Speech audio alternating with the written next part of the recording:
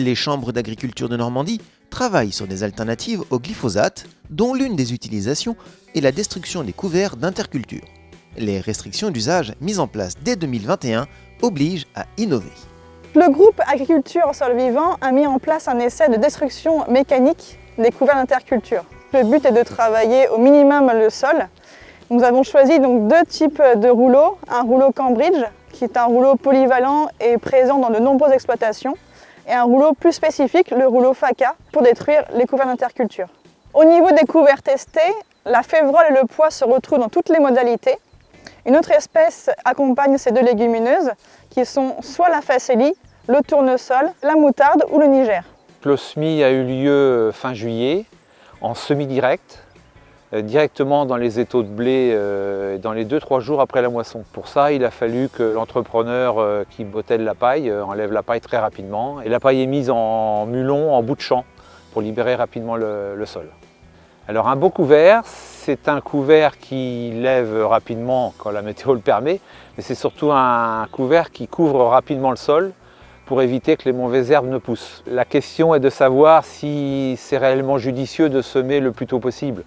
En fait, il y a l'humidité du sol qu'on essaie d'obtenir en semant le plus rapidement possible après la moisson.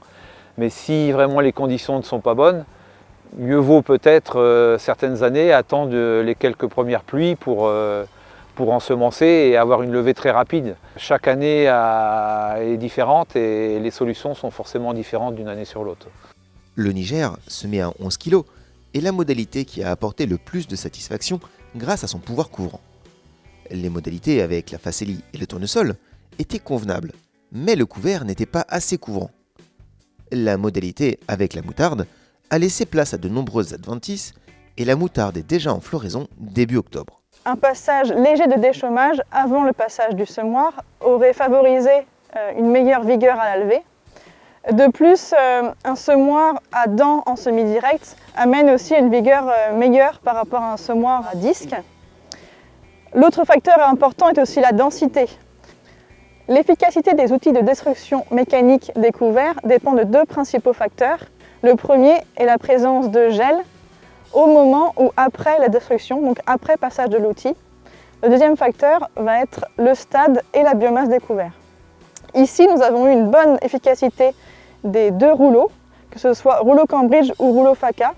Cette efficacité a été influencée grâce à cette présence de gel au mois de février. Il est possible de se passer de glyphosate pour détruire les couverts à tiges creuses dans les années en présence de gel, même avec un simple passage de rouleau.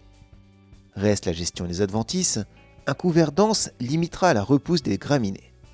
Le travail du sol est donc une alternative principale de gestion de l'interculture, même si ces techniques peuvent parfois interroger dans des systèmes 100% en agriculture de conservation. Pour aller plus loin et améliorer les performances de ce système, les essais continuent avec des groupes toujours plus innovants.